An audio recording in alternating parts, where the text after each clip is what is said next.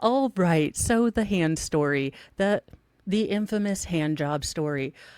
This comes courtesy of my youngest, most feral child. It is, in fact, one of my failures in parenting, but possibly the funniest thing that's ever happened to me. My oldest daughter last year was getting ready to go to college.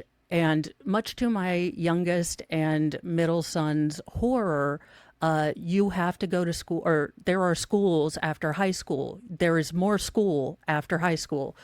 And I was trying to, I'm a big encourager of technical schools, of, having a trade or a skill instead of just going to college. So my husband and I, thinking we're doing a good thing and, broadening the boys' horizons to vocational work, working with their hands, we watch Dirty Jobs and, talk about, playing or not playing with electricity, but being an electrician or a carpenter or, construction. And I thought we had done a good thing. Like, I went to bed that night and slept the sleep of a mother who had taught a valuable lesson.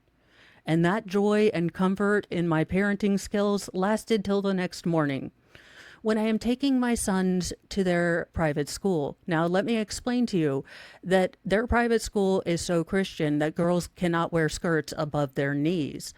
Okay? For gym, they can wear shorts under their skirts. All right? Like Shiite Christian, okay? So we're on the way to school, and still in my foggy haze of being a good mom. Just my altogether, I have gotten my children dressed, their teeth brushed. I am taking them to a school where they're learning cursive. I am a good mom. So I'm not really paying attention to the conversation that's going on in the back seat as I'm driving down the highway. And all of a sudden, my brain starts cueing into a couple of words and starts noticing the conversation that is going on in the back seat of my car, which goes like this. I'm going to do so many hand jobs when I grow up. Yeah, hand jobs are awesome. No one should go to college. College is stupid when you can do hand jobs. I'm going to tell my teacher all about the hand jobs I'm going to do when I grow up. I'm going to tell all my friends about the hand jobs. Now, as my brain is slowly filtering this information in an OODA loop, I am working handicapped because 99% of my brain is laying on the floor, laughing so loud I cannot breathe. I need to call 911. The rest of my brain is trying to drive so we don't die. And then the other part of my brain is trying to figure out how to make sure I do not get called by the pastor/principal because my kids say they're going to do a whole hell of a lot of hand jobs when they grow up. So I had to look back in my... Now, this is the trick, because if your children know that they are saying something funny, they will repeat it. So I had to look at them with a straight face and say, it's work with your hand, not hand job. And you can't say that. You cannot say that to your teacher. If you say that to your teacher, you will never, ever get your iPad again. And it was at that time that when my youngest, most feral son asked, well, what's so wrong with it? Why can't we say that? I looked at him and I decided, not my job. Ask your father. Of course, as soon as said children were dropped off, I called their father and said, do you know what your sons just said? And if the teacher calls, I'm giving her your number. This is a you thing. I went through puberty with 3 girls. This is a you job. Now, that is the hand job story. So every time you think you're doing something awesome as a parent, it's generally going to come and bite you in the butt. But it does give you hysterical stories to share. Now, we are going to be jumping into the Paul Caneiro Mansion Massacre murder trial. That's a lot of M's. I called it the brother betrayal trial. Basically, this case is about Paul Caneiro is the defendant. He laughed. He laughed his butt off, and he's like, "Better you than me." And I was like, "Daggone, Mo." This reminds me of the time my young kiddos told their conservative pastor grandparents about their sperm and eggs at breakfast. Oh, yeah. No, I have so many stories. Like when my 4-year-old son loudly looked at me in Walmart, having, just procured for him another baby brother genetically related to him for play, and loudly announced that we have to buy milk because mom makes some, but she won't squeeze enough for the entire family.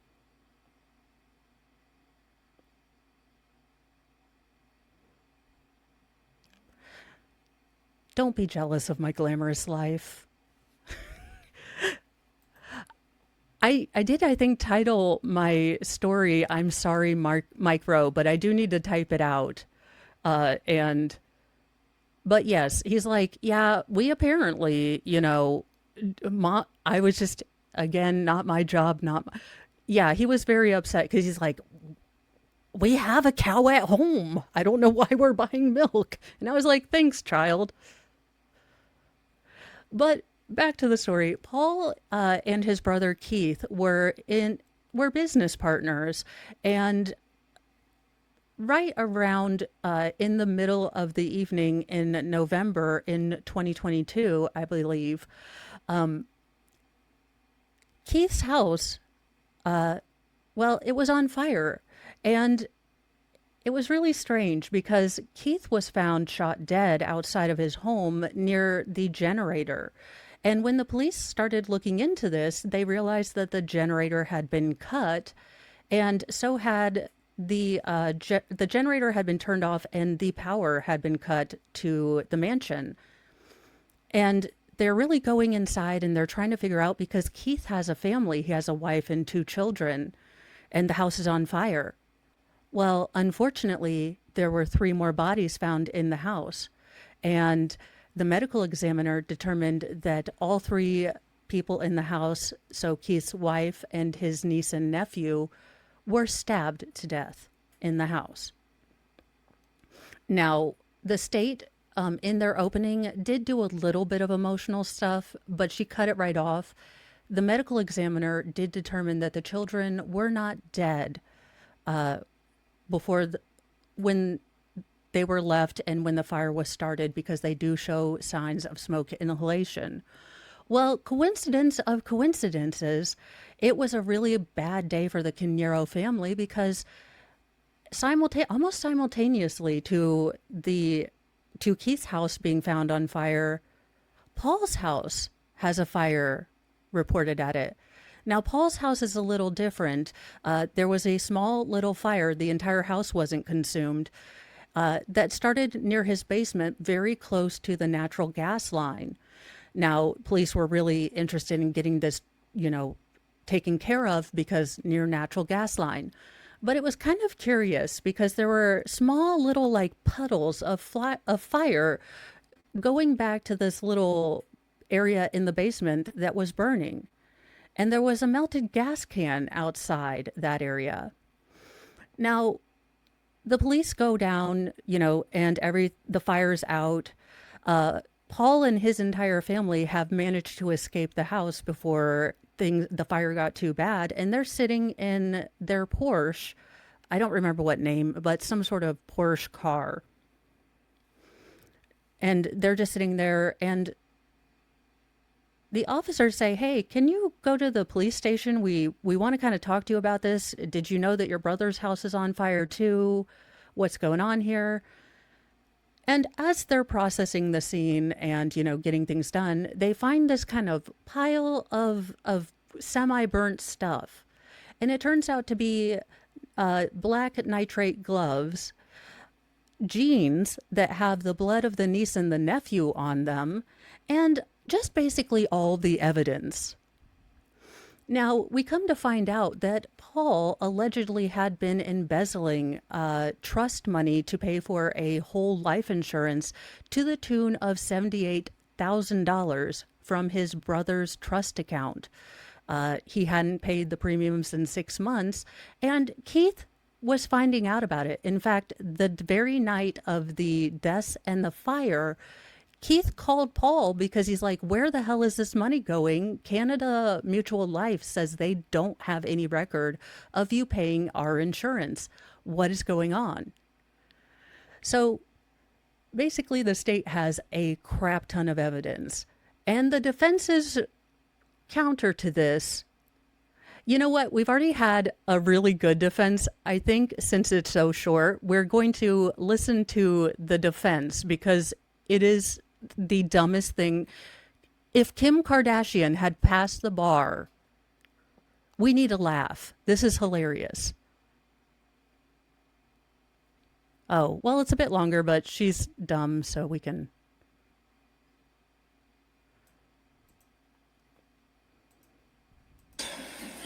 The defense?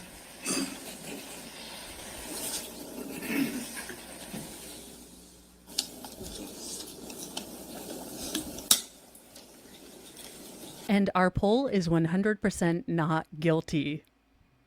I'm not shocked. Good morning, ladies and gentlemen. Thank you for being here and for your willingness to serve.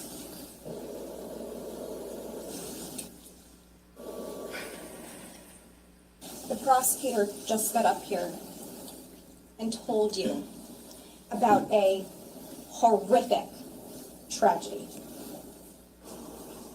A tragedy caused by crimes that are horrifying and devastating and heart-wrenching. They're unspeakable. Now, I don't know why she decided to tuck her hair into her collar and also dress like Sergeant Pepper off the White Album. Not sure. Or that she wanted to be a majorette in high school. I have no answers to these questions. I cannot. We tried to look at it yesterday. She wants to annoy my ADHD. Oh, that's right. My jury story. If we get through the defense, I will tell my jury story. I'm keeping an eye on verdict. There's no words. In fact, no one should ever have to find the words to speak about something like this because something like this should have never happened. It's heartbreaking. Some of you might be looking at me and wondering, how is she going to defend that? What? No, we're only wondering why your hair is tucked into your collar. It's driving me nuts. My type A personality is just like, take it out, take it out, take it out, take it out. What can she do to defend against such awful crimes? How can she, or anyone for that matter, defend what happened here? And if you are thinking that, that's a reasonable question to have. So I want to be so incredibly clear. I am not here to defend what happened. I am not here to defend against those crimes. I am not here to defend a tragedy. I am here. Again, tip from a former theater kid. If you're going to make a dramatic walk across the courtroom, make sure you can walk in Louis Vuittons or whatever hellacious high heel you have, because it looks like a giraffe taking a long stride. It's not powerful. It's not dramatic. It looks like you're trying to walk in stilts. To defend Paul Caneiro. Just Because parts. Paul Caneiro did not do this. He did not commit these crimes. He did not hurt anyone. He did not harm anyone. He did not set any house on fire. And he certainly did not brutally murder the family members that you will hear he loved and cherished and adored so much. Now, that's basically all of her argument, along with, I'm sorry, you poors. $78,000 wasn't a lot of money to steal for Paul. That wasn't a lot of money, so how dare you think that that would be a motive? Legitimately, she said that. She's like, well, Paul was really rich, so, 78,000 was not a lot of money. It's not a good look. You don't want to tell the jury, like, yeah, you're just poor. You wouldn't understand.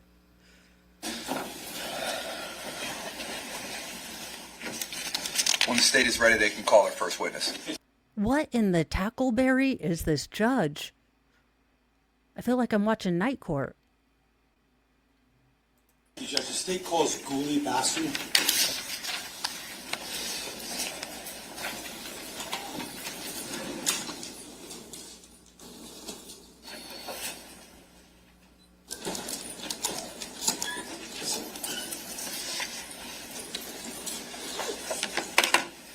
Can we just give is the Bible there?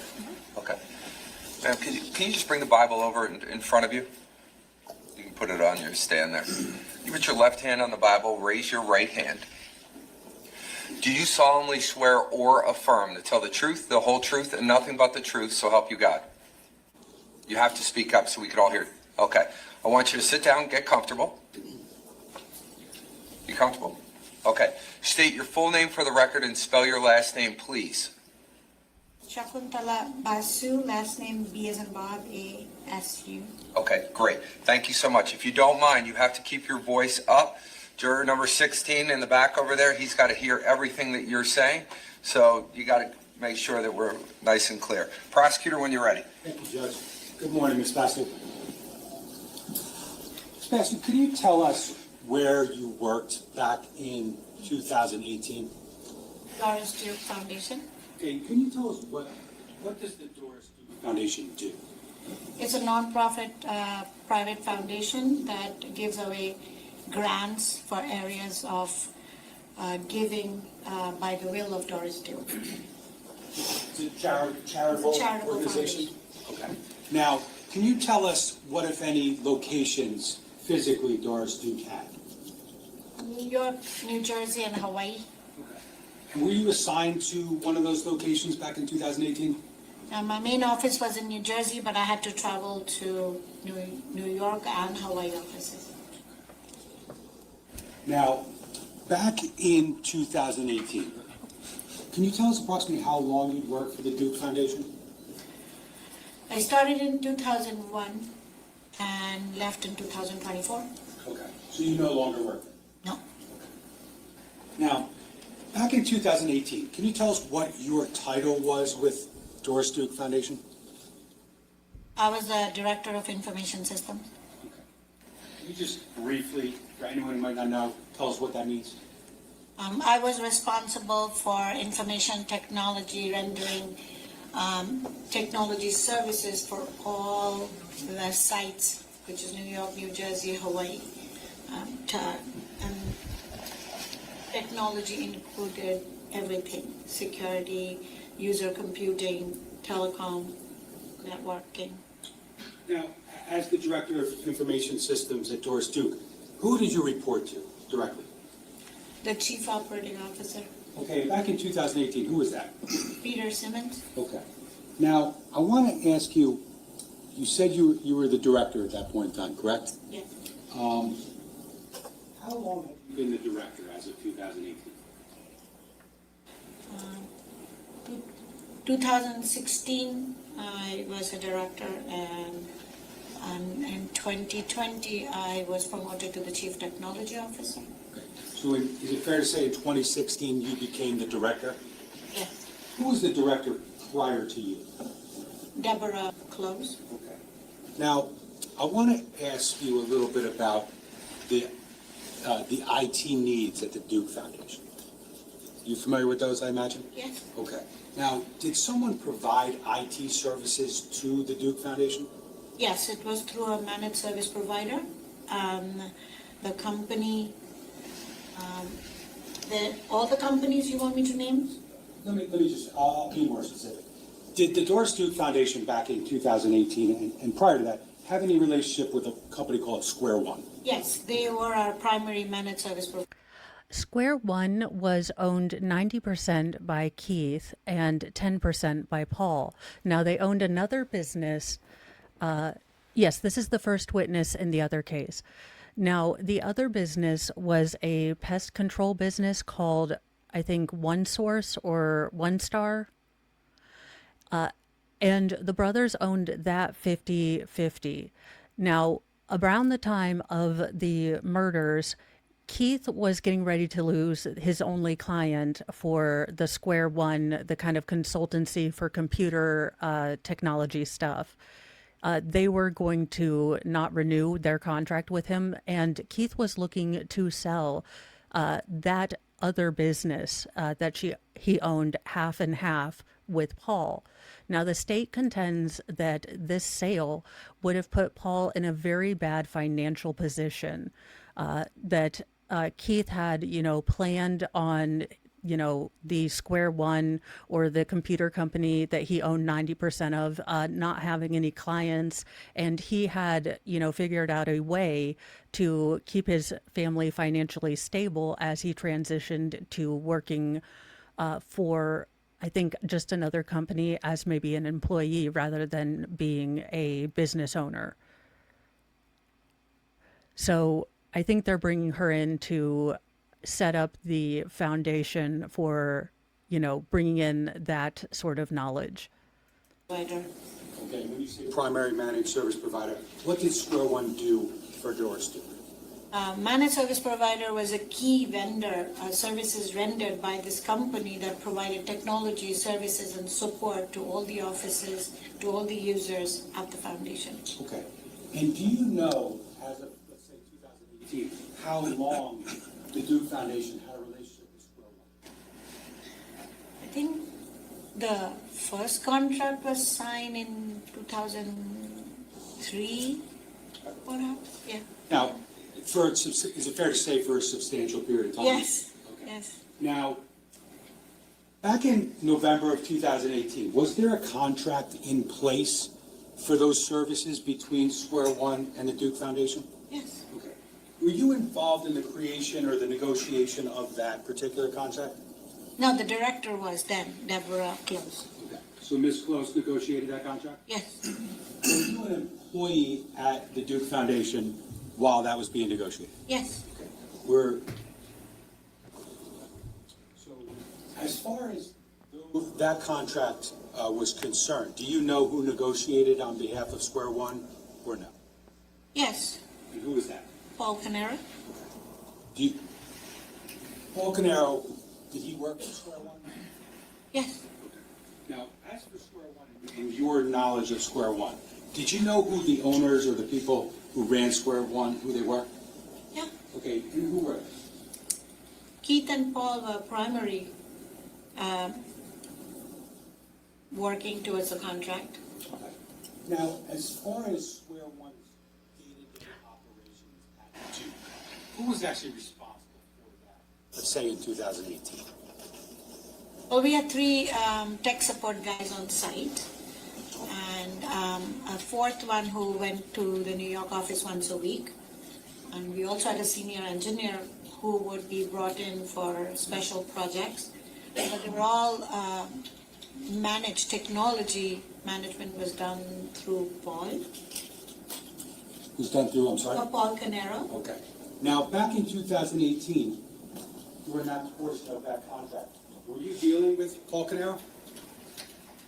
When you said dealing, he was the senior guy from Square One who helped with technology support and services. Now, that contract, the one that was in place in November of 2018, do you know when it began?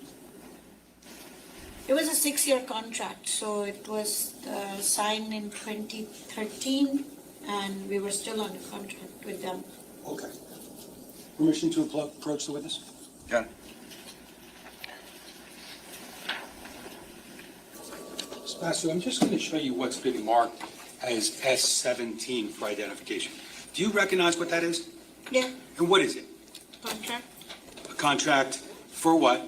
For a managed service provider through Square One? Okay, so is that a contract between Square One and the Doris Duke Foundation? Yes. Okay, and again, does it indicate the inception date of that contract?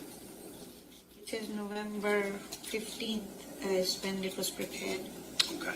Now, I just want to direct your attention to the end of that, page 5 of S17. Do you recognize that area? Yeah, And what is that? it was signed by Ed Henry, who was then the CEO. And on the right, it was signed by Paul Caneiro, who was the lead person at Square One for all contracts. Okay. And does it indicate with respect to Mr. Canero's, I guess there would be printed name, does it indicate a title? It says VP here. Okay. Now, the date again of those signatures is what? Yeah, November 15th, 2013. Okay. Now, you said this was a 6-year contract, correct? Yeah. Okay, so 13 to 2019, is that accurate? Okay. Now, was there any provision within S17 wherein the contract could be canceled at any time? Yeah, there was clause in there with penalties for the year if you did cancel the contract. Okay. So Oh, good idea. Thank you so much. Let me do that. Dingus, get off the laptop. My cats listen as much as my children, which, is fitting. Cats listen to no one.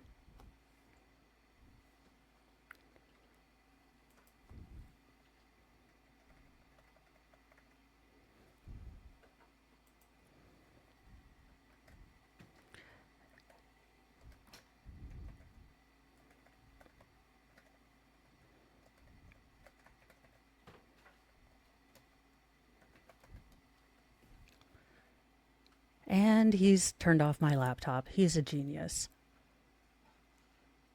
I don't need to schedule it later.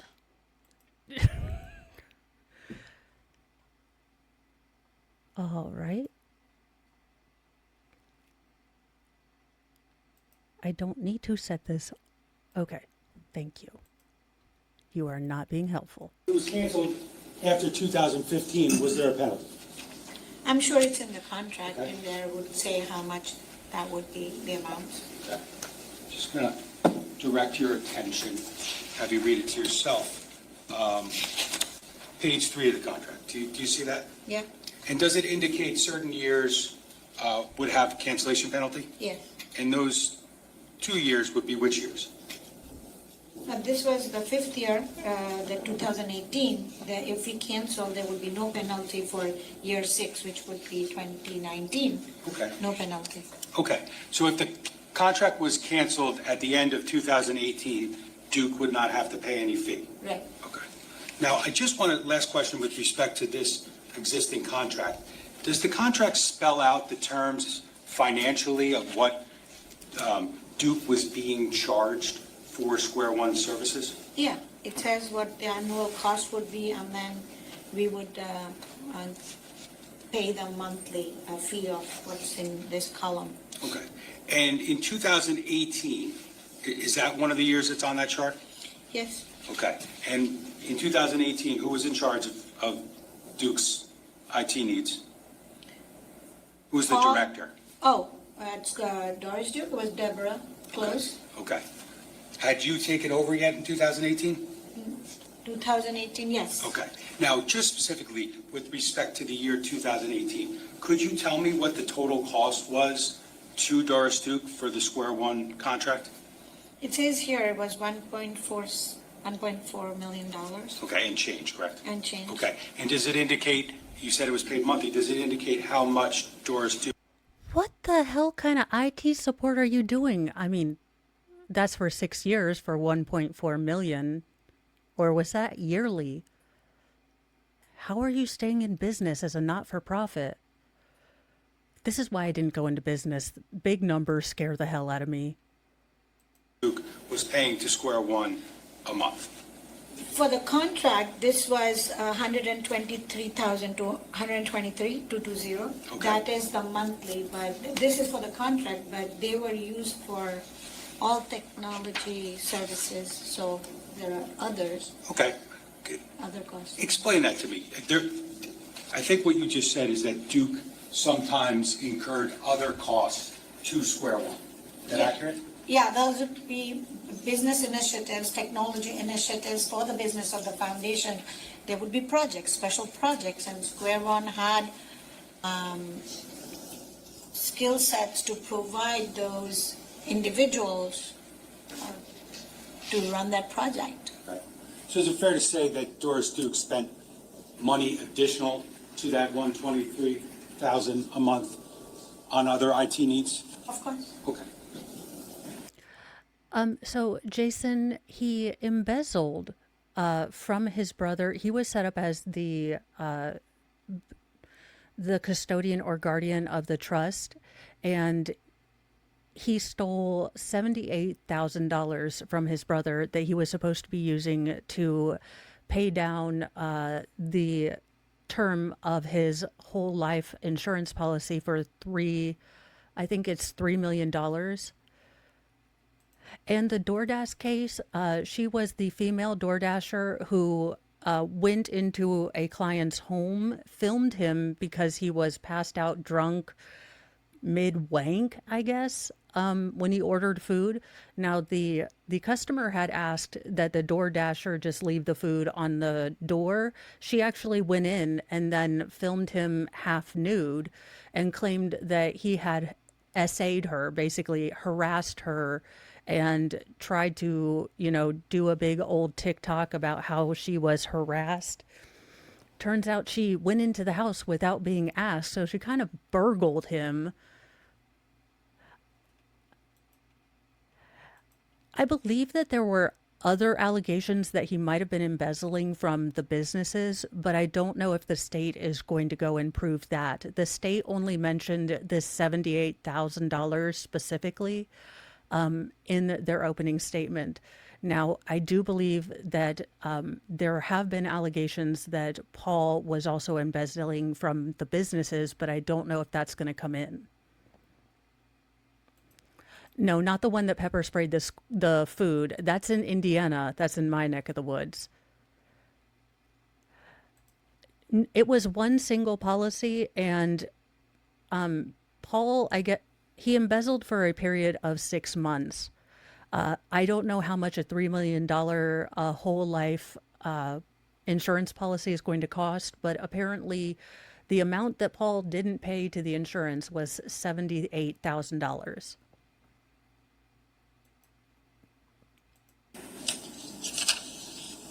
Now,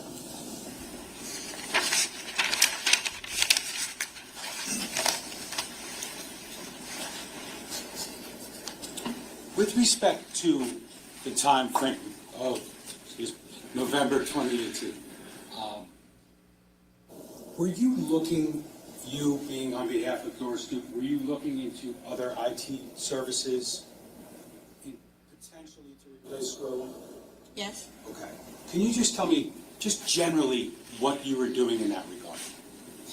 I was looking at other managed service providers where the goal was to provide and enhance the support, provided 24/7 coverage, looking as to what would be the best price point for the foundation to deliver that business. Was price important to you and Doris Duke? Of course. Now, in that time frame, November 2018, had you begun, potentially looking into other options? Yes. Okay. Now, the fact that you were potentially looking into other options, was that specifically communicated to the representatives of Square One, either Paul Caneiro or Keith Caneiro? Not directly. Okay. When you say not directly, explain that, please. I had different companies, managed service providers, come on site and sit with me to, to understand their offerings. So, Were the Caneros aware that you were looking at other companies, ma'am? they came to my office, and there were Square One tech support guys and there. So it was very transparent. So you didn't do anything to hide that? No, But you didn't specifically communicate that to Keith Caneiro or Paul Caneiro? no, I didn't have to. Understood. Now, with respect to the potential to renew the Square One contract, did you have any communications with any of the representatives from Square One, like the management, the owners? No, but I did mention to Keith that the cost was too high and that I was looking to save some money because I think I think their cost was higher because I already knew from other vendors what they were proposing. Okay. Putting costs aside for a second, just from your perspective, was Square One doing a good job with why you use them? Yeah. IT needs? Yeah. Okay. Yeah. So this was about cost too, is that accurate? For me, it's cost and improvement of services. I mentioned 24/7 because we had an office in Hawaii, and so we didn't have 24/7 coverage with Square One. Let me ask you this, Ms. Bassett. Was there a time when you met with Keith Caneiro about potentially, exercising that final year option? Yes. Okay. Do you recall approximately when that was? Towards the end of the contract, like in 2018, I would say October, November, sometime. Okay. Now, can you just explain? I don't want to know what anyone else said, but can you just explain to me and the juries, essentially what you were discussing at that meeting, just generally? Well, my boss was there too, the chief operating officer, Peter Simmons. Peter Simmons and I spoke to Keith to talk about that this contract was coming to an end. We had no penalty if we did not renew the contract in 2019, but we were familiar with their staff and we liked their services, but the cost was too high. So to keep the contract with Square One, what would it take them to reduce the cost and yet deliver the services that we were expecting from them? Okay, in that meeting, obviously you were in that meeting, correct? Yes. And then you mentioned Say the hi, CEO, right? giant cat. CEO, CEO. Chief Operating Okay. And that's Officer. who again? Oh, okay. Chief Operating Officer Peter Simmons, Okay. And then who else was in the room in the meeting? Keith Keith Caneiro. Caneiro. Now, at some point in time after that meeting happened, did Keith Caneiro or anyone from Square One, did they follow up with respect to potential proposals being offered to Duke? Yeah, Okay. Keith sent information via email. Sorry, how did he send that information? Via email? Okay. Do you recall receiving that email and evaluating what was attached to it? Yes. Okay. I'm going to approach you to show you what's been marked as S18 for identification. I'll ask you if you recognize that now. Dingus, don't you dare. Yeah. Okay, and what is that? This was an email from Keith to me with a copy to Peter about what the options would look like. And he provided the three options for the contract. And generally speaking, what were those three options? Like with reduced cost and also what would the penalty be if we just did not keep the contract for multiple years and the option to kind of get out of the contract. How many proposals did he send? Three. Okay, great. Were all three proposals, were they different amounts of years? Yeah. Okay. Different types of cancellation penalties? I don't remember the numbers, but I That's okay. With respect to those contracts or those proposals, were they doing anything with respect to how many people would staff Duke during the contract? Yeah, I remember the cost savings was reducing the number of support staff on site. How many were there during the course of 2018? 3 on site. Okay. And how many, if you recall, would be there if you accepted any of these proposals? I think 2. Just going to show you what's been marked as S19 for identification. Dingus, no. S19 it's got an A, B, and a C. Okay? Okay. Now, do you recognize the first page of what's in front of you, S19? Yeah, And what is that? it's a contract that you showed me prior, November 16th. Okay. So fair to say, in preparation for your testimony, I showed that to Oh, you? that, sorry. Ooh. No, that's okay. But I think what you said is, prior We to are your going to testimony, zoom through this. did we This is meet? kind of laying foundation. So what the state is getting out of this is that Paul has an awareness that there are going to be financial changes. Keith had been very open, according to the state, with Paul that he was looking to, drop this business, sell the business that they own jointly, and just work for someone, not be in charge of a business. Now, there were allegations, or if you read between the lines, it does seem to be some implication that Keith no longer trusted Paul with money, but then it's kind of confusing as to why he made him the beneficiary of the trust, or the trustee of the trust. So that doesn't quite make sense, but there have been allusions to there being some sort of embezzlement with the company. In preparation for your testimony, did we talk about your Yeah. testimony? Yeah. And did we discuss these proposals? Yes. But those, So I'm just going to see what the defense has to say. Oh, Side so much. what in the hair do we have here? Ponytail lawyer. Negotiations, but I take it that since Square One, now you're right, and she's the one that negotiated the 2013 contract between Duke and Square One. Yes. And she did those negotiations with Paul, Yes. right? Oh, now you crud, weren't I a didn't get part. the right time.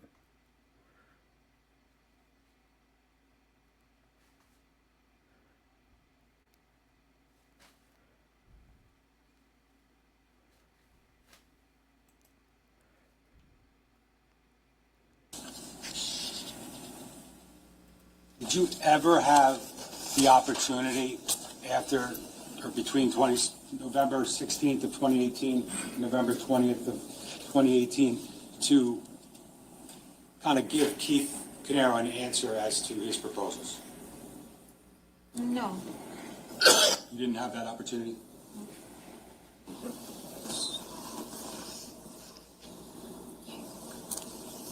Your Honor, I have no further questions. Okay. Cross. Thank you, Judge. Ms. Foster, good morning. So, okay, to understand this, you started with Duke in 2001. And what was your title back then? I was hired as a network engineer and then into operations manager. Okay. And you started overseeing Square One in 2016? Yes. Okay. So, what was your title at that point? I was a director of information systems from January of 2016, but the prior director left May of 2015, so I didn't have the title, but I did manage the IT department from the time Deborah Close left. Okay. Which was part of 2015. So, 2015 into 16. Yeah. Square One had been providing services. Nick, did you end up in New Jersey about 40 or 30 years ago? Because we might need a paternity test. It's young Santa Laws.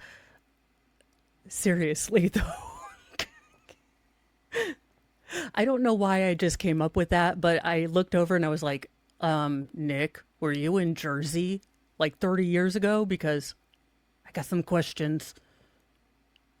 To Duke since 2003, and that was under an original contract, right? That they had with Doris Duke, right? You didn't Hold on participate. for 1 second. Ma'am, you have to say yes or no. Oh, I'm sorry. Yes. That's okay. I understand. Yes. Now you didn't participate directly in the original contract with Square One, No. but you know that Paul and Keith were involved with Square One's business with Duke since the beginning, right? Yes, but Keith was not on site so much as Paul. And in 2013, when Square One renewed its contract with Duke, there was a different director, the director that you mentioned previously, right? And she's the one that negotiated the 2013 contract between Duke and Square One. Yes, And she did those negotiations with Paul, yes. right? Now, you weren't a part of those negotiations, but I take it that since Square One had been involved with Duke since 2003, and Duke in 2013 was willing to sign a 6-year contract extending their relationship with Square One, I'd imagine that Duke was pretty satisfied with the services they were getting from Square One. Is it fair to say? Yeah. And when you come on to oversee the Square One relationship in 2016, you continued to work directly with Paul. Yeah, Paul and others. There was no change.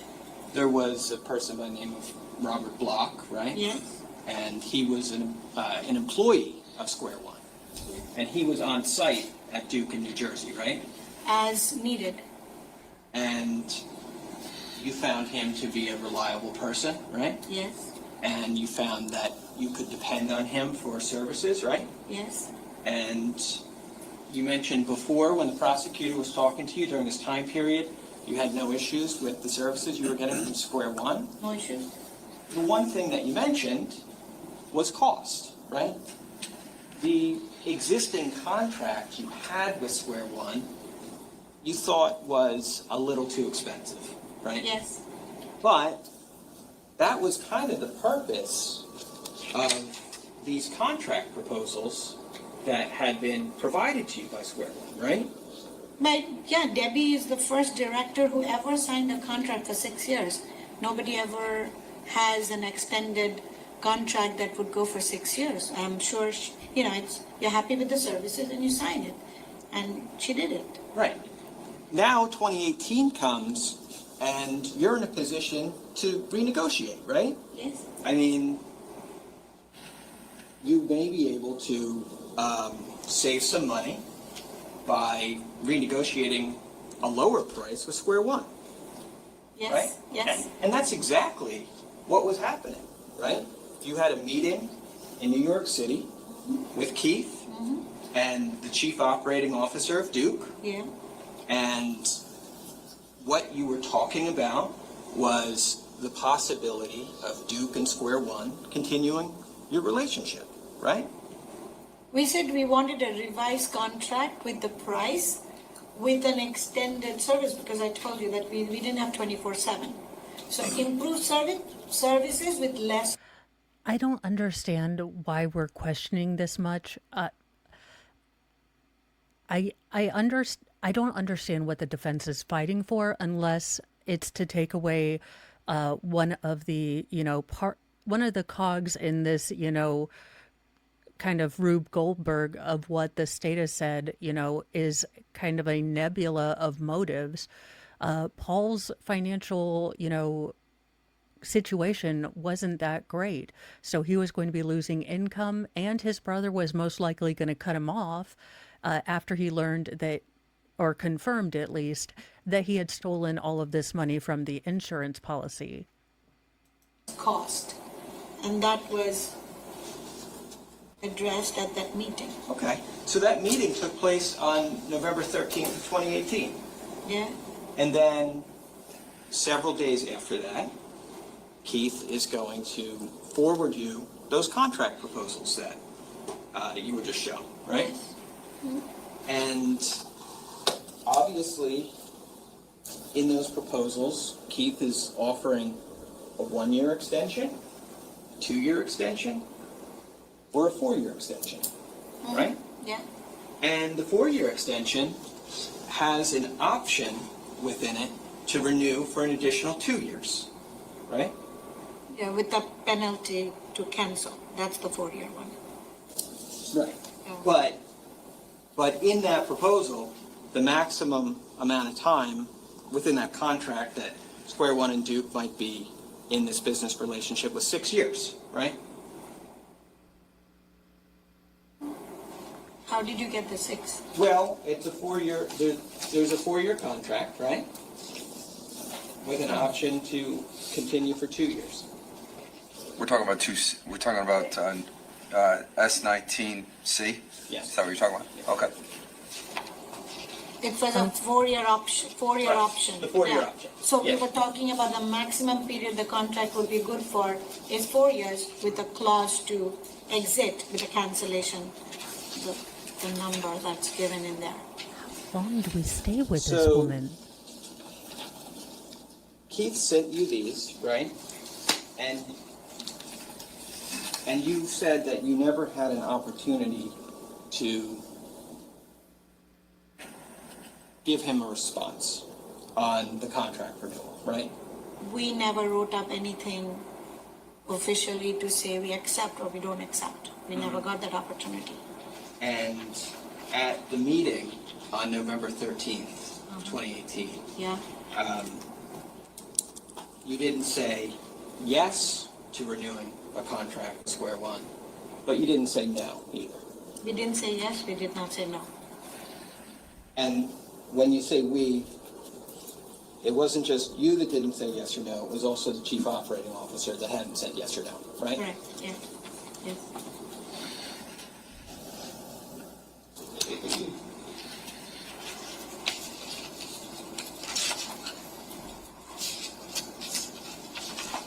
So, just to go back to what you were saying about Paul before, in terms of being on site for Duke. When you say he was on site, what location are we talking about? New Jersey primarily because that's where the IT department was. We did service the other two, New York and Hawaii, but our main location for IT was Hillsborough, New Jersey. Okay. And that was your main location Yes. because that was where most of your servers and equipment were located? We had equipment everywhere. This had the most presence by size. Number of users were also larger than the other two sites. Okay. And you were mainly based in the Hillsborough location, is that Yes, correct? Yes. All right, so how often would you be at Hillsborough versus, say, being in New York? My everyday work was in Hillsborough unless it required my presence for meetings or projects to be in New York. Okay.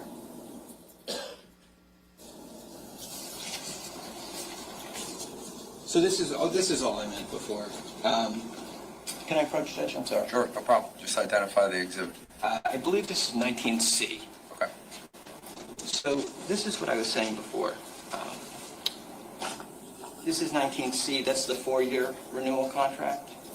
And then it said there's an option to extend for an additional 2 years, which would take it to 2024. Oh, so you're calculating from 19 through 24. I And was, That's why yeah. you're saying 6, okay. Yeah. Okay. Does that make sense? Understood, yes. So I mean, a minor point, but Okay. what I'm saying is, in this contract, Keith is offering to extend services to Square One to Doris Duke through 2024, right? Yeah. And obviously is expressing a willingness to be contractually obligated to provide those services for another 6 years, right? Defense, you got that point out. I'm not sure what that point makes.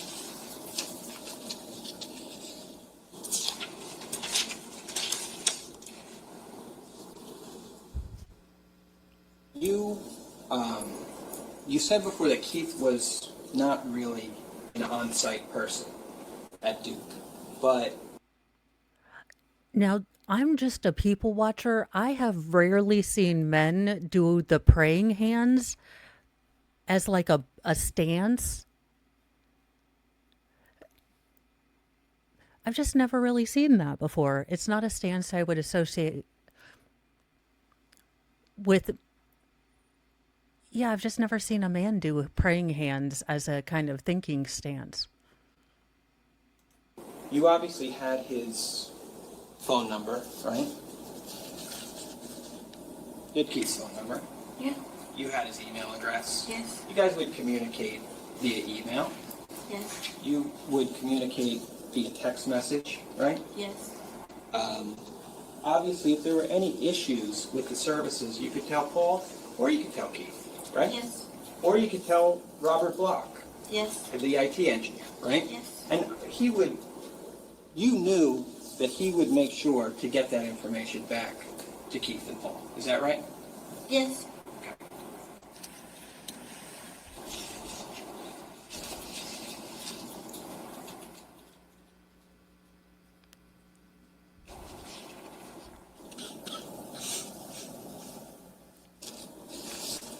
Am I watching Pineapple Express? We have Seth Rogen and, well, one of his stoner friends.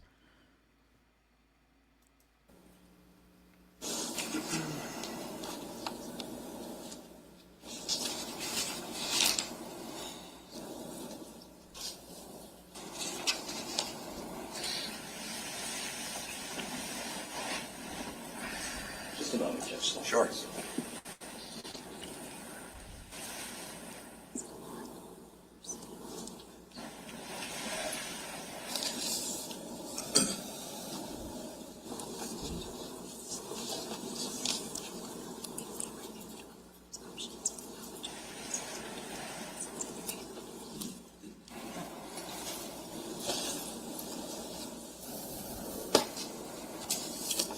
Shuffling papers, gonna make this look like my So- idea.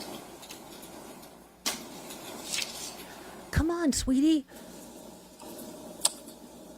The contract.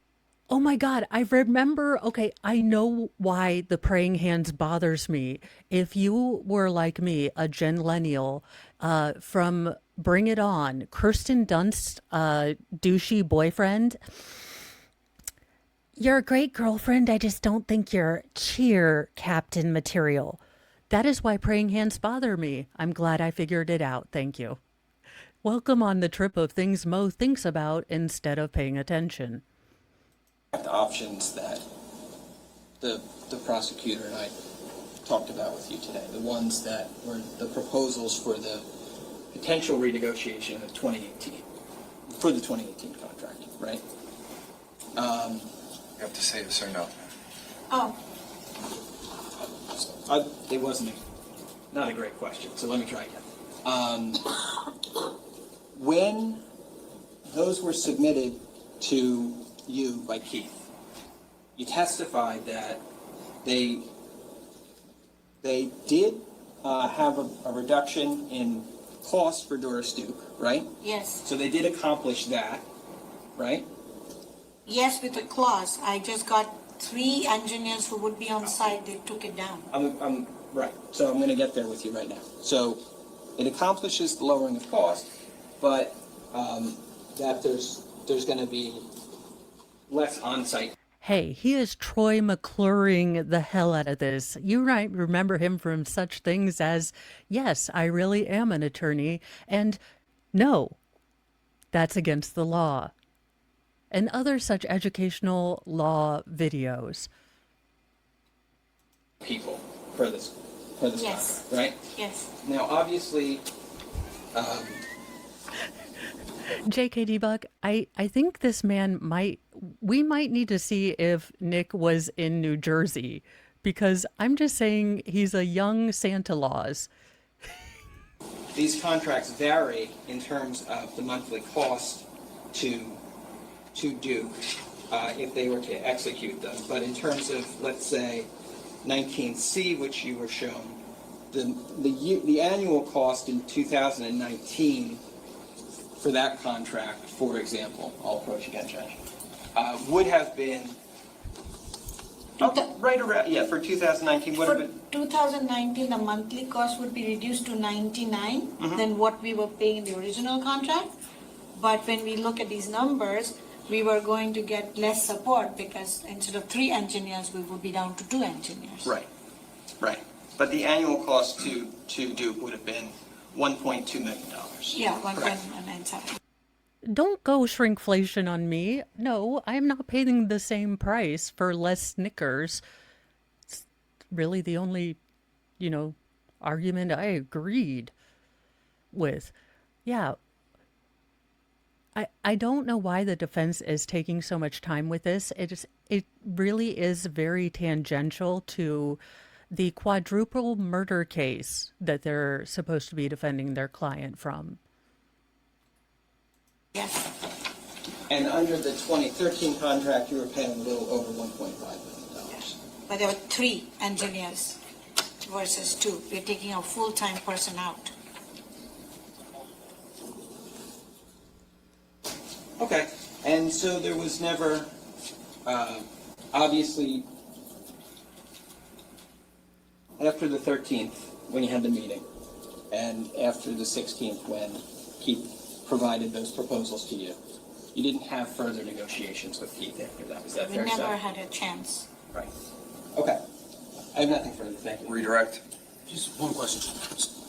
Had you had an opportunity to engage in further negotiation, what would have been your position on behalf of Duke with Keith Caneiro?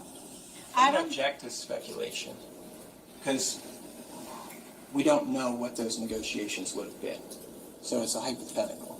It's actually not, because here we already know what was proposed. Mr. Decker's only asking what her response was going to be, so it's not speculation. We don't know what Keith's response would have been to her, but we do know that if you have an answer to that, you can tell us. So that's overruled. The judge is paying attention and he's making orders and he's listening. Oh my God, it's a Christmas miracle.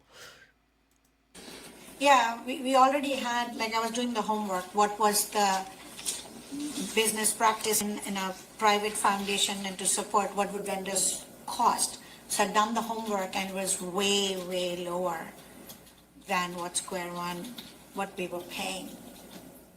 And if you want the amount, that's also there with Doris Duke, the cost. So it was half of what we really paid Square One. The new vendor came in with that amount. Okay.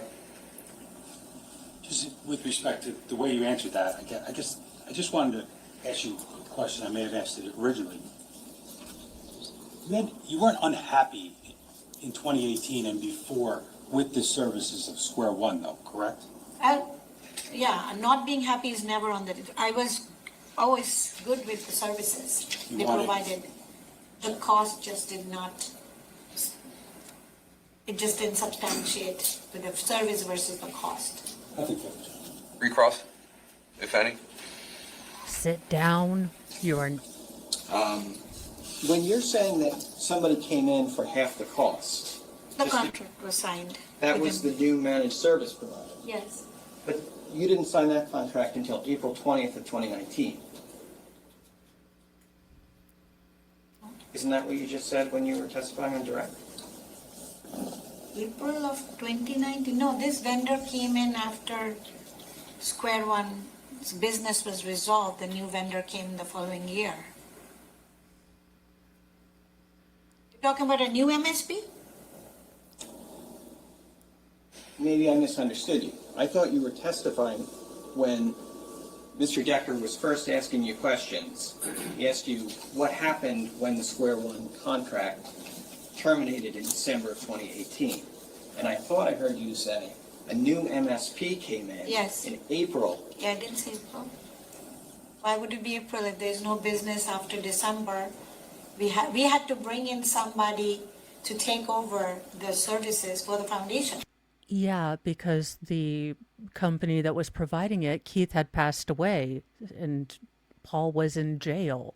So she had to she had to hire a new person. Where are we going with this? And we had to bring in the service in the beginning of the year because Square One engineers were still working and helping the information being transferred to the new MSP. So the engineers were on site, end of 2018, helping information being transferred to the new vendor. So the point being, though, that after Keith sent you the proposals, there was never any further contact between you and he. Right. And so whatever happened in terms of negotiations with the new MSP there was no ability for Square One to further participate in those negotiations. Right. Fair to say? Yes. Okay, thank you. Ma'am, you can sit down. Thank you. Thank you. Okay. Just watch your step when you're coming down. Prosecutor, you want to call your next witness? Thank you, Judge. The state calls Steve Weinstein. Okay. We are going to get into more financial testimony. This is going to be the accountant. Now, the accountant was there with Keith when they started finding out about the insurance company saying that the premiums had not been paid. We also found out in the state's opening that Paul, to cover up his deception in not paying the premiums, was basically photoshopping the bank statements. So the money would go into an account where Paul had conservatorship or guardianship over, and he was supposed to take that money and pay the life insurance. Well, he was paying himself and then photoshopping the bank statements to say that he had paid Canada Life Insurance Company. Now, they tried to talk to the insurance company, and the insurance company said, we've never been paid. I don't know what you're talking about. We are confused. So we are going to get into more financial stuff, but the state did put this out as a possible motive, so they do have to prove it. So I believe the state rested their case today. I was under the impression that this was going to be a 5 to 7 week trial. So it does seem like they're moving through information much more quickly.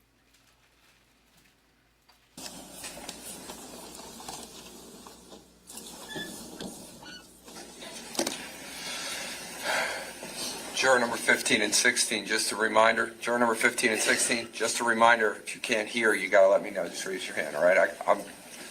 I'm not staring at you for any other reason. I just want to make sure you're good, okay? Sir, can you put your left hand on the Bible, raise your right hand? Do you solemnly swear or affirm to tell the truth, the whole truth, and nothing but the truth, so help you God? Once you're comfortable, can you state your full name for the record? And, yep. Once you're comfortable, state your full name for the record and spell your last name, please. Stephen Weinstein, Weinstein. All right, thank you, sir. Prosecutor? Thank you, Judge. Good morning, Mr. Weinstein. Good morning. Where are you employed? In Teaneck, New Jersey. And what do you do for a living? I'm a CPA A CPA? How long have you done that for? for over 40 years.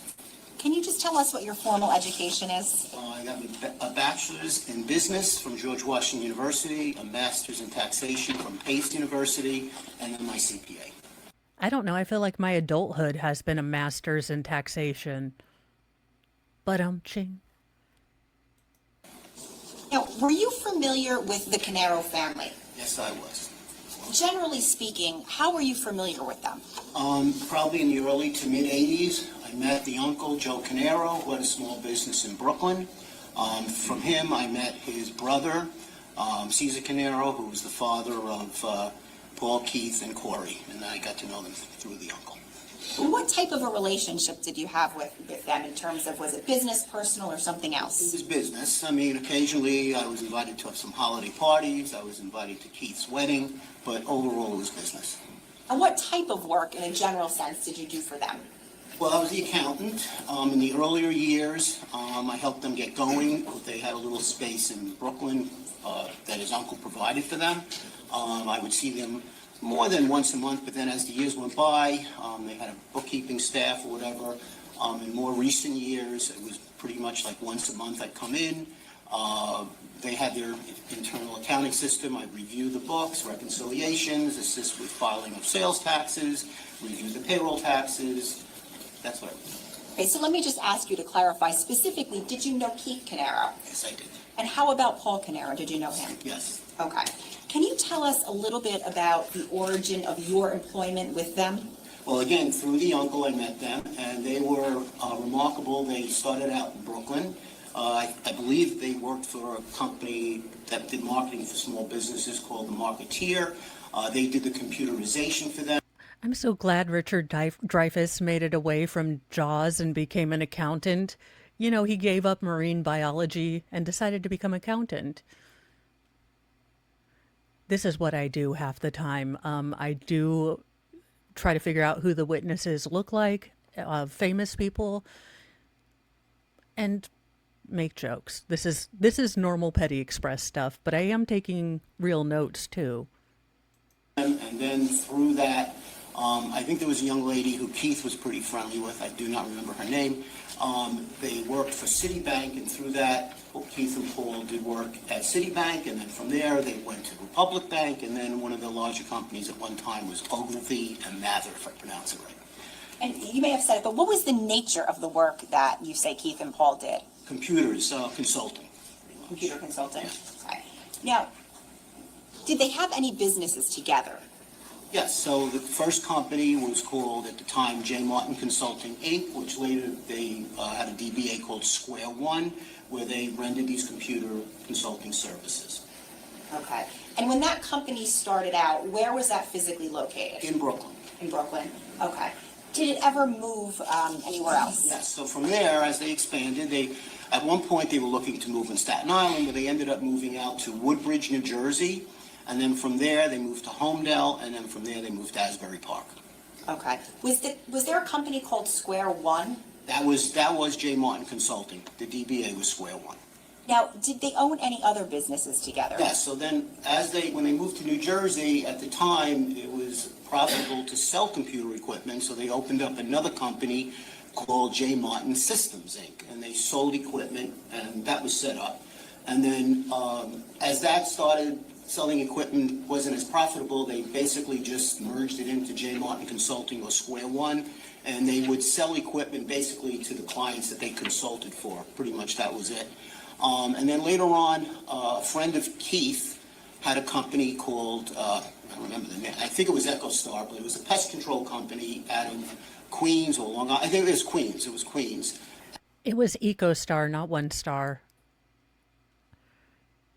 And he would often ask them, Keith and Paul, for guidance, and then eventually they formed the company together. So at the end, there was two companies. There was Square One and EchoStar. And by around the time of, we'll talk about 2017, where specifically were those businesses located? In Asbury Park. Okay. Now, did your work for them as an accountant, did that include both businesses? Yes. Okay. And did you ever do any work for them more personally in terms of accounting? Yeah, for the whole family, basically, from the uncle on, I would do their personal tax returns, and for Keith and Paul, I would do their returns, and sometimes for their daughters, and also for their father. Do you recall who did the bookkeeping for the businesses? Well, it was various bookkeepers over the years, but in the last number of years, there was Larissa who was there, and then she left, and it was Tiffany Rivera. Were you familiar with an individual named Ronald Artigas? Yes, I was. Who was he? He was an outside insurance advisor. Now, of the two businesses, Square One and EcoStar, was there one business that generated a greater profit? It was Square One, yes. Before we go any further, let me just ask you, about how long had you known Mr. Caneiro for? I'm referring to Paul Caneiro.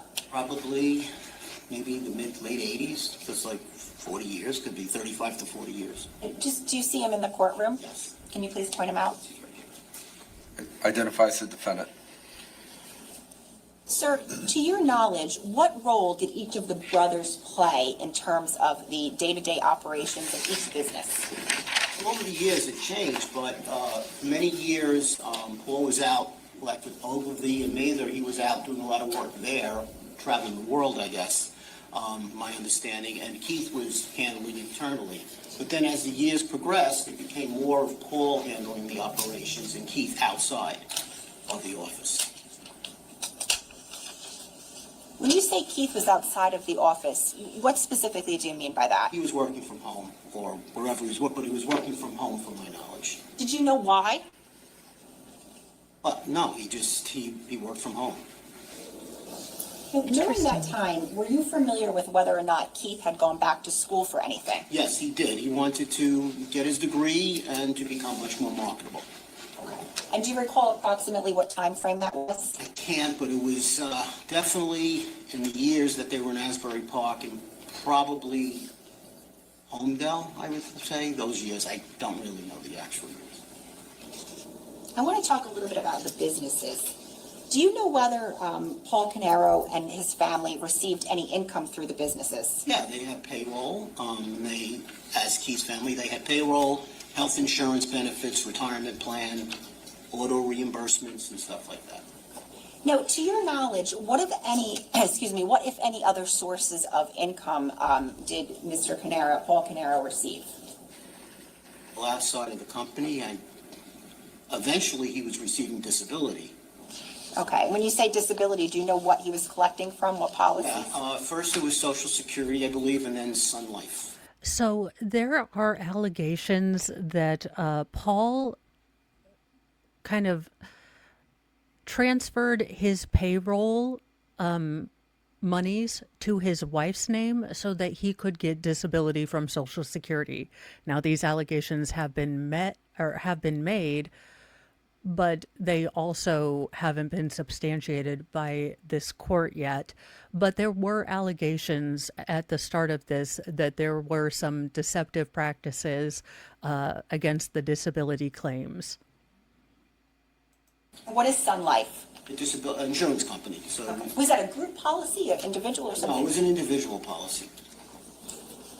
Now, I believe, and correct me if I'm wrong, you indicated that you had prepared some tax returns for the brothers and their families. Yes. Did you specifically prepare any taxes for the defendant? Yes. Okay. Are you familiar with any debt that he may have owed to the IRS in the time frame of 2017 and 2018? At a certain point, I believe he fell behind. I think that the disability wasn't being covered with withholdings, and then Mac Ray 96, I'm of two minds. I do think that we could potentially get a verdict today, but I think it's much more likely that we get one tomorrow, possibly tomorrow afternoon. I think that each and every juror wants to do a good job and wants to thoroughly look at anything that's bothering them. So we could get a verdict today, but I think it's much more likely that it will be mid-morning to possibly evening tomorrow. I also don't know how long this judge is going to let the jury deliberate. Some judges let them go late into the night. Bev always wanted to get out on time, so she would send them a note 30 minutes before, closing. So it's a gamble. I think more likely than not tomorrow, but I could be very wrong. Juries are wild things. and he went out and he worked out an arrangement with the IRS. Do you know approximately how much that debt I was? think, if I recollect, it was around 80,000. And when you say he worked out an arrangement with the IRS, what are you referring to? They would give you an installment plan to pay it off. Now, do you recall where the employees of the businesses held their 401k accounts? Paychecks, payroll service, they had a 401k department, retirement department. Now, were you privy to any loans or premature disbursements that Paul Caneiro took from his 401k? In this 401k plan, you're allowed to borrow against your retirement. So, yes, they had loans against the retirement plan. And do you recall about what year that was? I don't know for sure. Now, you indicated that Square One generated the greater profit of the two businesses. Yes. How many clients did Square One have by the time frame of 2017, 2018? It had dwindled quite a bit. The major client at the time was the Duke Foundation, and then some smaller clients other than that. Approximately how much of Square One's revenue came from the Doris Duke Charitable Foundation? Over 90% or more. Now, I want to draw your attention to November 14th of 2018. Do you recall whether or not you spoke with Keith that day? Yes, we did. Right. And do you recall how you spoke with him? Well, we often would speak by phone, sometimes email as well. Do you recall speaking with him on the phone that day? Yes. As a result of that conversation, what, if anything, did you receive from Keith on November 14th? I believe I received a resume, if it was the right date, because he felt like things were not going as well as he thought. And he asked me if I knew of anybody else he could maybe do computer consulting for. And as a result of that question that he asked you, what, if anything, did you do with his resume? I sent it to a client. Now, during that conversation on November 14th of 2018, what, if any, conversations, or let me ask you this, because I don't want you to tell me anything Not what, anyone if said, any. because that's hearsay. But just, did you speak about EcoStar with Keith? Yeah, it was interesting. There was a large company that was interested in buying EcoStar. So we were talking about that. So as a result of the conversation that you had with Keith on November 14th, who did you reach out to? Well, I know I spoke with Paul and Keith, and I know Paul was putting a lot of numbers together on the activity of the company to put together the facts that the company would need to buy, to work out the sale price. Do you know where there was a potential buyer for EcoStar? There was. Okay, and did you reach out to that potential buyer on the 14th? I was asked to reach out, yes. Okay, do you recall whether you received anything from that buyer? I don't remember the exact person, but I do remember there was conversations on what at the purchase price they were willing to pay, which was about $850,000. So essentially, was that an offer that they were That was making? basically an offer. What, do you recall the name of the company that was making that I offer? believe it was Terminix. How did Terminate? you receive that offer from Terminex? I don't remember, but a lot of times I did things over the phone, so I don't remember if I received an email. I might have.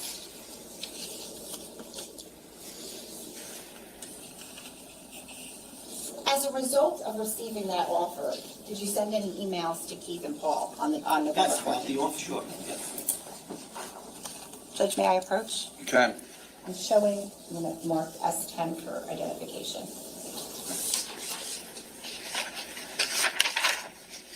I'm showing you what's been marked as S10. Do you recognize that? To some extent, Is that an email? this would have been an email, Okay. And do you see the date of this email? 11/15, right. Okay. Yeah, You need to speak up, sir. Yes, I'm sorry. 11/15/2018. Okay. And who is that email between? From me to Keith and Paul. And what is it? What is the content of the email? Basically, I was saying to them that this was a tremendous offer, and that they should work towards that.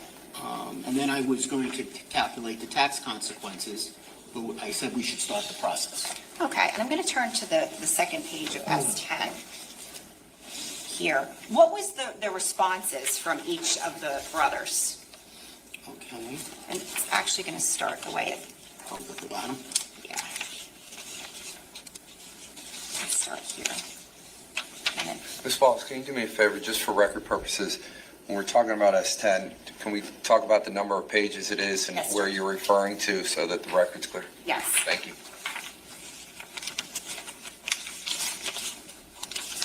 S10 is 4 pages, is that correct, sir? Yes. I'm going to start at the 4th page. Do you see how the email sort of Yeah. starts down there and then moves Okay. backwards? If you can read that for us. Okay, so after that, Pete said, let's do it, questioning Paul, I guess to move forward.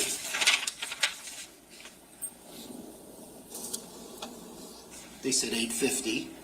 Who says that they said 850? Paul to Keith and me, and then,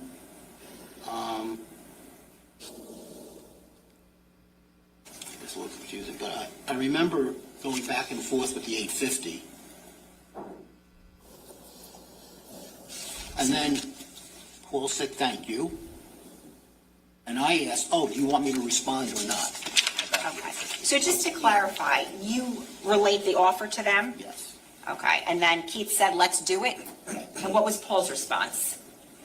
I don't remember the exact response. I'm going to show you. I'm going to direct your attention. Oh, don't lick your finger before you touch the paper. Ew. Don't do that. No. Okay. Do you see on page 3 here? Yes. Where it says 11/15/18? Yes. And it says that it's from Keith Caneiro. You see that? He said agreed, and then He said- let's do it, and he questioned Paul. Okay. So specifically he said Paul, question What mark? do you think? Right. And then I'm going to ask you to read on the next page over. It's going to be page 2. Do you see where it says 11/15/18, Yes, 10:57 p.m.? What was Paul's response here? He said 850,000. Okay, and then what was your response? I will respond that it was 8:50 and wait for their response. Okay, We were going back and forth, right? sure. And what did Paul say? Thanks. Okay, and then did you respond again some point at about 11:01 p.m.? I said, do you guys want me to respond or not? I wanted to be sure I should go back and forth with them.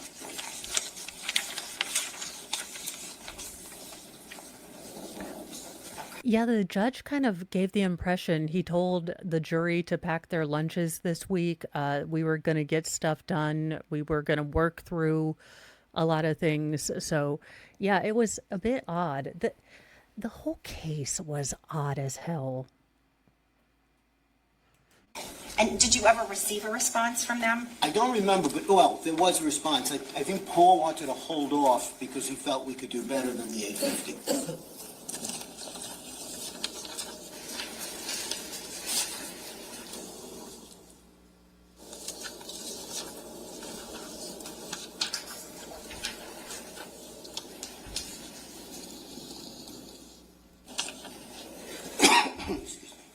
Mr. Weinstein, during the course of your employment with the Caneros, did any of your work for them relate to something called an irrevocable life insurance trust? Yes.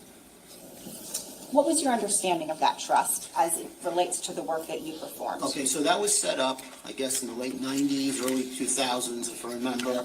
It was life insurance was put into an irrevocable trust, so the life insurance proceeds upon the deceased would not go into the estate and could be used, let's say, for estate taxes or whatever was needed. So when that was set up, a bank account was also set up at the time for the monies to be put into the bank account to then pay the quarterly premiums. And my work involved in this was putting together numbers because when the monies are transferred, whether it's from payroll or actual checks from Keith Caneiro, that's considered a gift to the trust. And at the end of the year, I would determine if a gift tax return would have to be prepared based on the amounts of money that would go into the trust to pay the premiums. Okay, so just a couple of things. So you indicated that that trust was created in the 90s?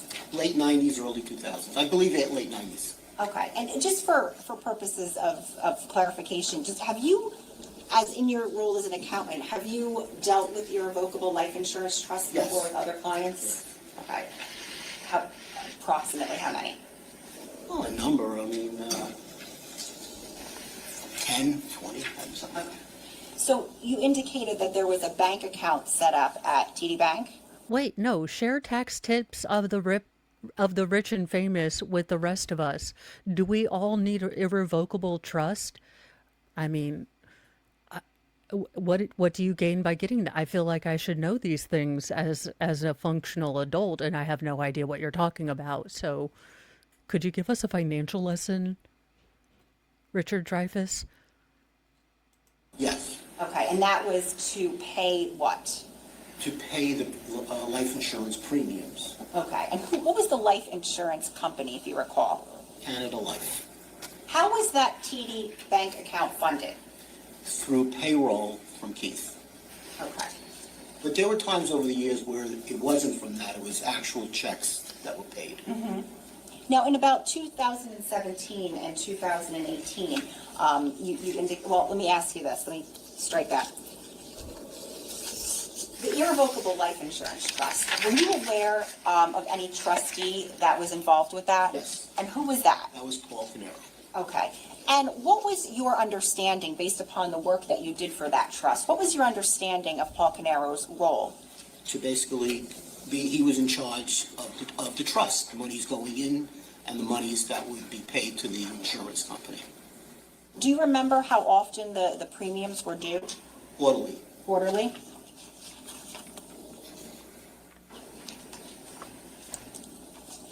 You indicated that you would prepare the yearly or the annual gift tax returns. Yes. When you did that, what, if any, paperwork did you have to review? I needed the bank statements. That's what I needed. The bank statements from the TD Trust A checking TD account? bank account, right. Okay. How would you get those bank statements? In the much earlier years, when I went to the client, when I went to square one, they would be there in a file for me. As the years went by, they weren't, and then I would have to request them from Paul. Okay, so let's talk about the time frame from 2017 to 2018, those years. How did you get the bank statements then? I would request them by email from Paul.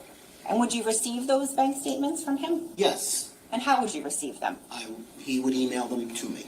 Do you know whether or not Keith Caneiro had access to that TD checking account? I don't believe he did because he wasn't the trustee. Did you ever get the bank statements from Keith during those years? No, never got them from Keith. Was there something on the Keith Caneiro's life insurance policy called an automatic premium loan provision? Yes, so when they would fall behind on a premium payment, the life insurance would have a loan provision that would pay the premium, and then interest would accrue on that loan. Now, aside from your work in terms of preparing the annual gift tax return, what, if any, other work did you do that related to the irrevocable life insurance trust? Just, putting together the numbers and then preparing the tax return. That was it. How often would you work on that? Well, in the more recent years, it was almost annually pretty much that I would do it. Except if Keith reached out and wanted it done sooner. Okay. And you indicated earlier that you would go to the office, I think you said monthly? Yes. Okay. And when you went to the office monthly, your work would involve other things? I'm not that. It was the other things, right? Now, I want to draw your attention back to the beginning of about 2017. During that time, what, if any, issues did you become aware of with regard to the irrevocable life insurance trust? That the money was going in, but the premiums were not being paid. Okay. And did you or Keith ever look into that together? Yes, I first reached out to Paul, and then eventually, through Keith, I found that they weren't being paid. When you reached out to Paul, do you recall what, if anything, he had said? I never got an answer. Okay. Now, moving forward to April of 2018, what, if any, issues arose with respect to the irrevocable life insurance trust?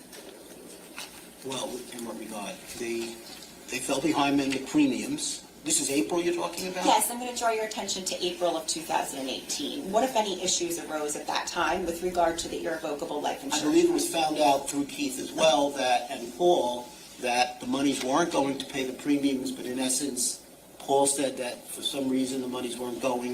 They were being used for another reason, and then I found out that he said he was going to pay that money back. Okay. Without telling me anything that Keith may have said to you, because it's hearsay, did you have a conversation with just Keith about the situation? Yes, What was his demeanor like? he was very upset about it, disappointed. Do you recall being copied on any emails from Paul during that time frame of There were April, emails, yes. April of 2018? Yeah.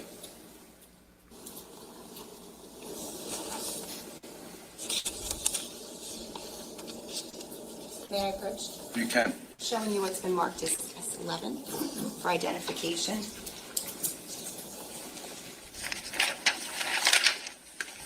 Do you recognize this? Yes, I do. And what is this? These were the payments that didn't go to the premiums, but were paid to school. Okay, but what is this generally speaking? Like, is this an email? Is it something else? What is this? This is an email And who is it from? from Paul. What is the date? It's April 11, 2018. The time? 11:01 a.m. And who is it to? Keith, And who is copied? Ron Artigis, and myself. And what is the subject of that? Where did the money go? The subject line says what? Trust reconciliation. Judge, permission to publish? Good.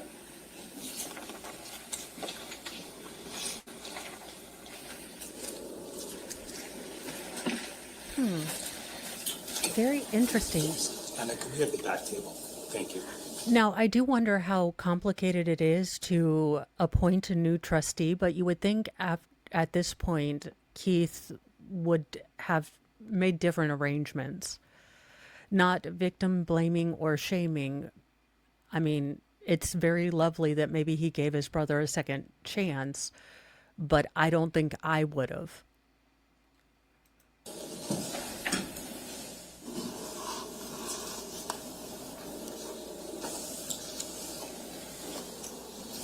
Okay, Mr. Weinstein, do you see that on your screen? Do you see the email on your screen there? Okay, is that essentially the same email that I just showed you Yes, that's it been is. marked as S11? Yes. Yes? Okay, and let's just start at the top there. Can you read that for us?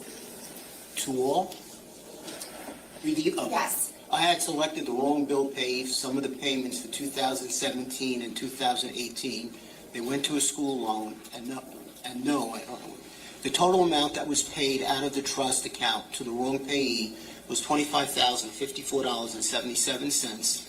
With interest, I calculated, gets cut off. Send this amount directly to the principal as soon as the money hits my account.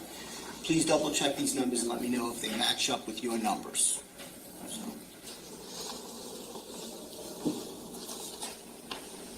Just gonna scroll down a little bit.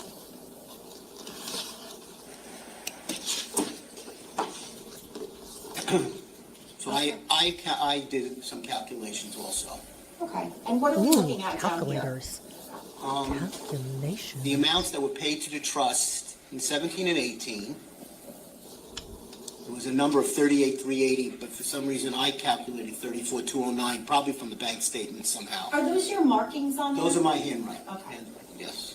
So was this an email that you received? Yes. Okay, ultimately, did you turn this email over to law enforcement during the investigation? Yes, it was requested. Okay, and let's just go down a little bit. What else does it say there? So these are all the amounts, and it says, sorry for all of the confusion, I've had my head up blank, Paul Caneiro. Okay. Sir, you can say what it said. S. Sorry for all the confusion, I've had my head up my ass, Paul Caneiro. And when did you put the markings on each one of the, Sorry, Judge.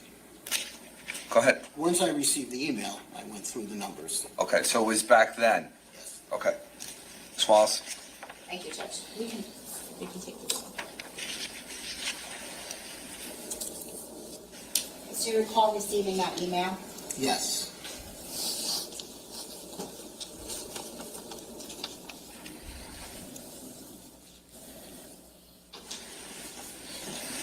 Earlier, we had discussed how you would Yeah. receive the TD Trust bank statements from Paul Caneiro. Do you recall that? Yes. Okay.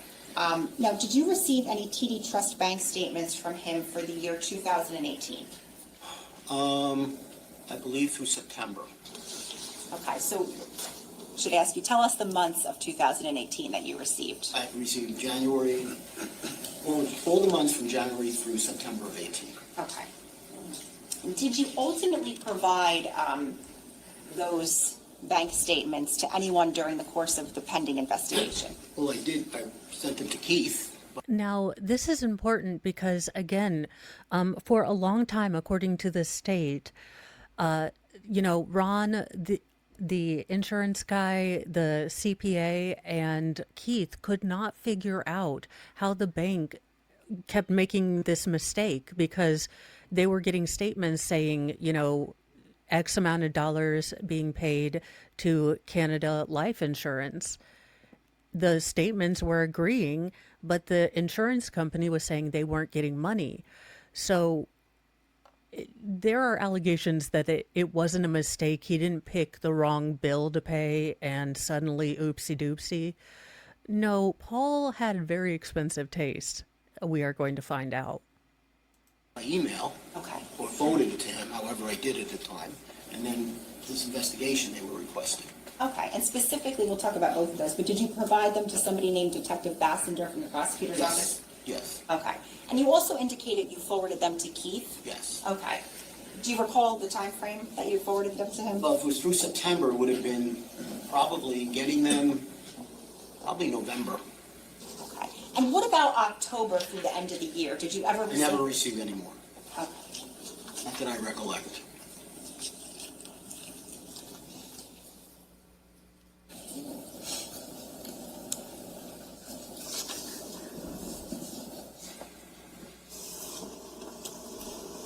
I'm going to show you what's been marked as S12.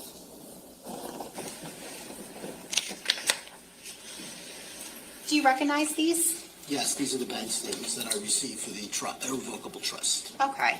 And do these go from January to September? I'll let you look at them.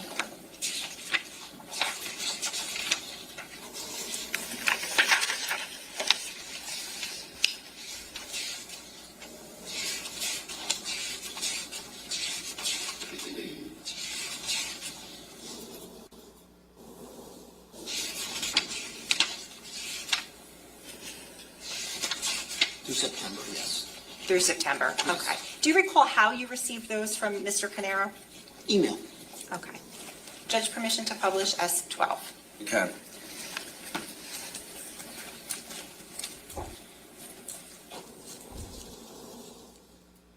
Heck yeah.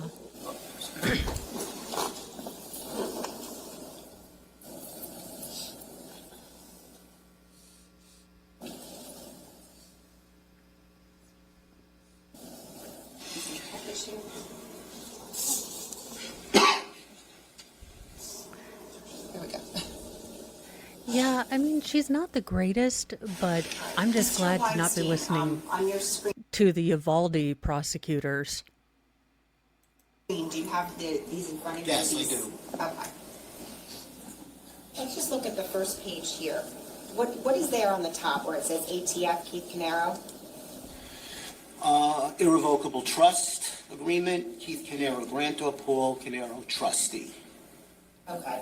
And if we can just look at the first page there, the statement period, do you see that? Yeah. Okay, and what is the date there? January 1st through January 31st of 18. Okay. And then just going down here, we're looking at, so it looks like January 2nd, and then it goes through January 31st. Do you see that? Yes, Okay, and there's a check mark on this? yes. Okay, did you put some markings on That these? must have been my check mark, yes. Okay, do you recall when you did that? When I got all the statements at one time and I was going through them, yes. All right, let's look at the first page where it says transaction date, January 2nd. Do you see that? Yes, Okay. And it has up at the top either debit, credit, and then it would have the balance, right? correct. Okay, January 2nd, do you see a debit there? There's a debit for $1,000. Okay, and do you see where that's going to? I don't know the number, but yes, there's an account number or whatever there. to Are the transfer last it four out. digits 3837? Yes, Okay, and then you see some credits, right? yes. Okay, and where are all those credits from? Coming from payroll, either from J. Martin Consulting, which was Square One, or Echo Pest Control. So are these essentially, where we see the credits, is that the payroll that's coming from Keith Caneiro's? Yes, it would have been, yes. Now, you see a couple of more debits on this page for January, is that right? Mm-hmm, yes. Okay, so I'm going to draw your attention to January 10th, you see that? Yes, Okay, and that's how much? $500, And then January 22nd? $2,500, Okay, and then it indicates that it's being transferred to where? 3837. Okay. If we can go to the next date, which would be February. And I'm not going to make you go through every single one of these again. Thank you. But I just want to ask you a couple questions. Now, we're looking at February here, and we see some red markings. Do you see that? Yes, Whose markings are those? those would have been my markings. Okay, and do you recall what you were doing with those markings? Trying to check from where it was coming from and where it was going, and then I probably did some type of a reconciliation of the account to make sure it was equaled.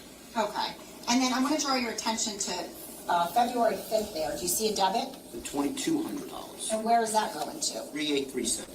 Okay. And then do you also see some money coming in from the EcoStar and J. Martin companies? Yes, through the payroll, yes.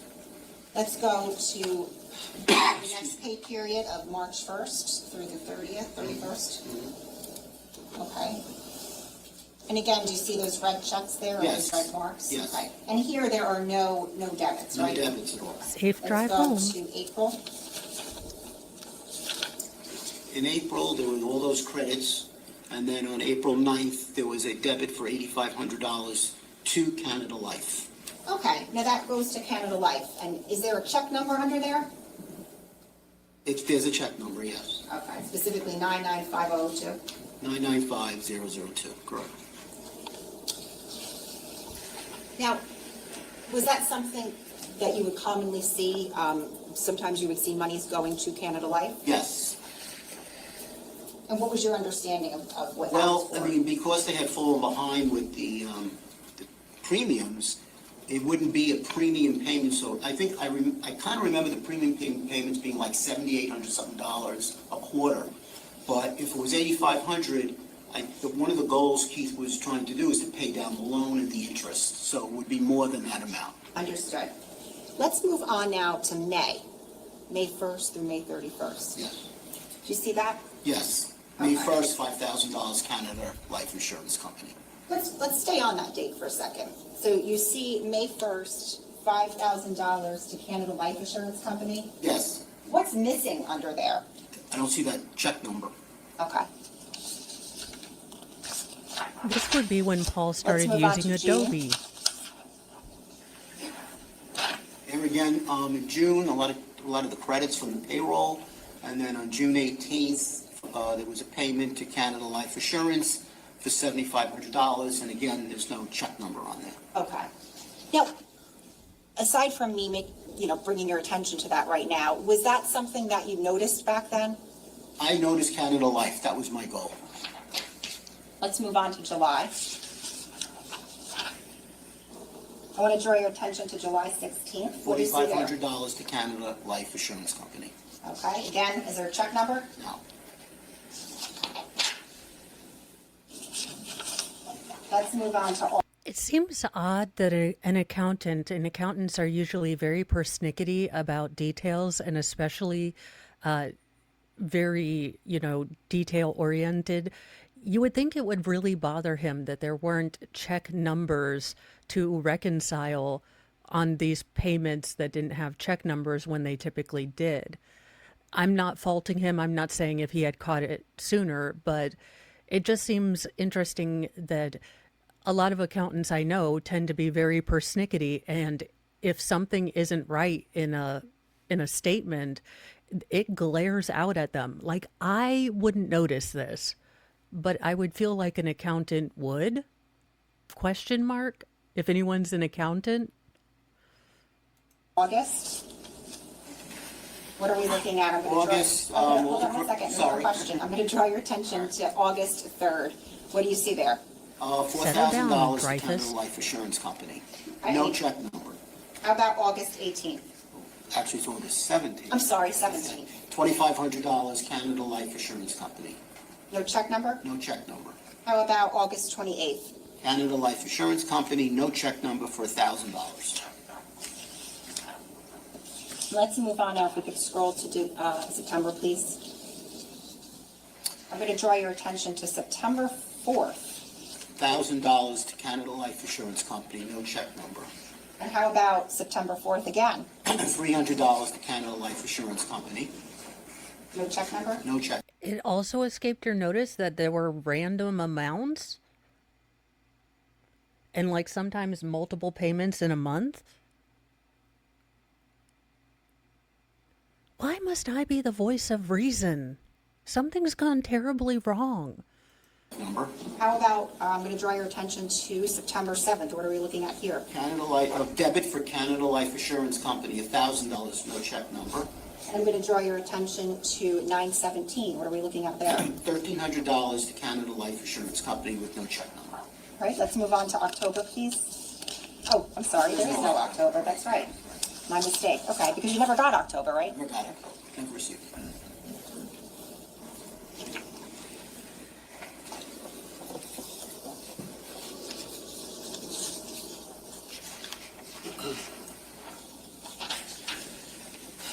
Excuse me. Crinkle. Unintentional court ASMR. Mr. Weinstein, you indicated that you would do Keith and Paul's and the family's personal tax returns, I think? Yes. Okay. During your employment, did Paul Caneiro ever disclose or notify you of any fees that he was taking from the trust account as the trustee for tax purposes? No, Now, if he was taking a fee, would that be considered taxable income? that would have been taxable income. When was the last time you spoke to Keith Caneiro? It was, I believe, the Tuesday night before his death. Would it have been November 19th? Yes. How did you speak to him? He would email me, we spoke by phone, we must have spoke at least 3 times on the phone that afternoon into the evening. Without telling us anything that was said, what was just the general topic of the conversation? Very upset, and just wanted to do something about it.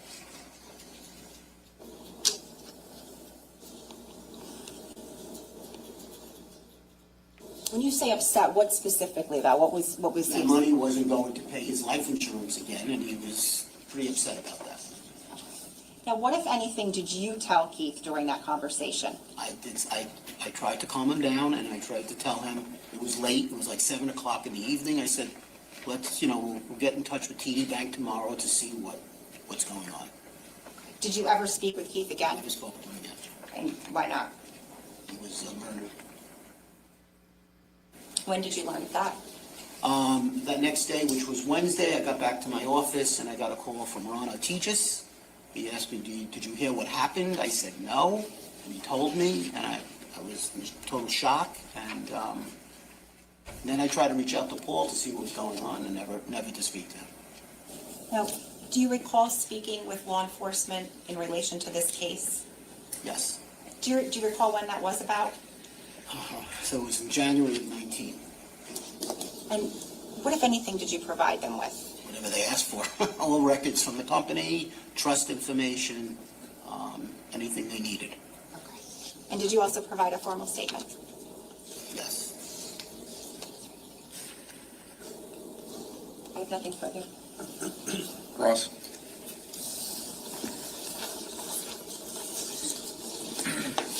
Now, I think that the defense is going to have a big hurdle with this witness just because, again, it's not really up for argument that he was a terrible trustee, that he was stealing, that he was misappropriating funds, and that he was paying himself out of the funds that his brother trusted him to put in a life insurance policy.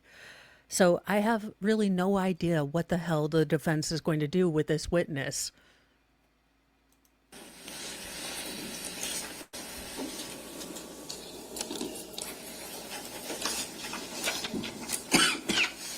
So, Mr. Weinstein, good morning.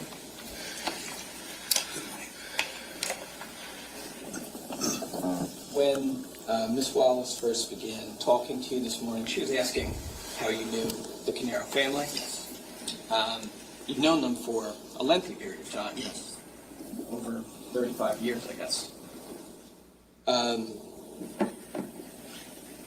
Throughout the 2000s and the 2010s, you were doing the Caneiro family's tax returns. Is that fair to say? Yes. And that would include Keith and his wife Jennifer, Paul and his wife Susan. Yes. It would include Corey Caneiro. Not here and there, not consistently, no. Sometimes. Sometimes, yes. You obviously knew the Caneiros up until 2018. Yes. Did you have contact with members? Did you have contact with members of the Caneiro family after 2018? To some extent, yes. Business? I spoke to Corey a few times. Met them at the Asbury Park office to see what was going on with the business, whatever. But that was being handled by, I forget the title, the person was going to handle running the business per se.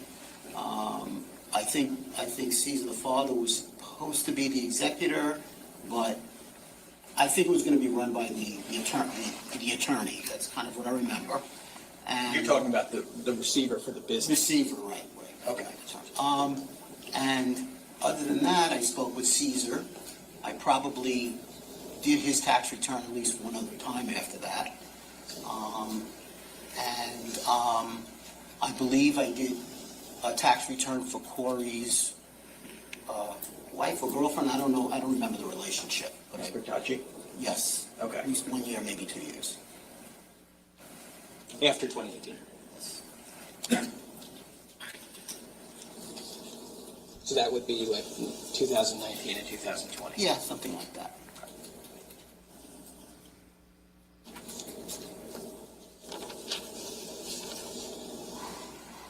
So Keith and Paul owned EcoStar equally, right? At a certain point, it was someone else was a third owner, and then they were equal. That person left sometime in the early 2010s, and then after that, Paul was a 50% owner, Keith was a 50%. Yes.